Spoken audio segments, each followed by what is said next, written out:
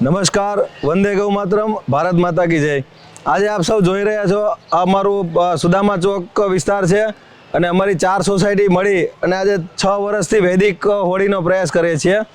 અભિષેક 1, અભિષેક 2, Saurashtra residency અને સાંઈ શ્રદ્ધા residency 4 સોસાયટીના બધા જ રહીશો મળી અને ગૌ આધારિત ગોબર સ્ટિક વાપરી અને છેલ્લા 6 વર્ષથી વૈદિક પરંપરાને અપનાવે છે અને વૈદિક હોળીને પ્રોત્સાહન આપે છે।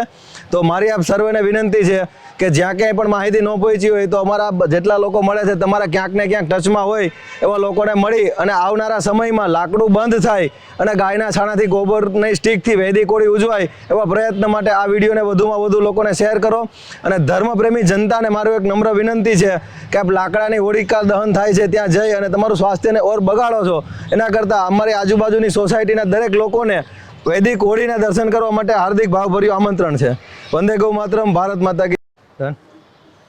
નમસ્કાર મિત્રો, દરેક સોસાયટીમાં વૈદિક હોળી થાય અને દરેક લોકોને કરવી છે, પણ એના માટે એક જાગૃત એક લીડરની જરૂર હોય છે।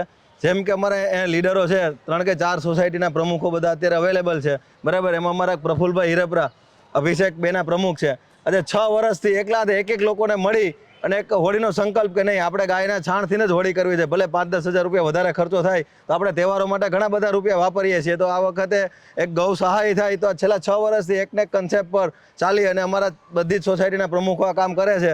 તો મારી દરેક લીડરોને વિનંતી છે કે સોસાયટીને કોઈ પ્રોબ્લેમ નથી, ખાલી આપણે લીડરશિપ લેવાની જરૂર છે। તો આમ અમારા પ્રફુલભાઈની જેમ એક લીડરશિપ લો અને દરેક સોસાયટીની અંદર વૈદિક હોળી ઉજવો।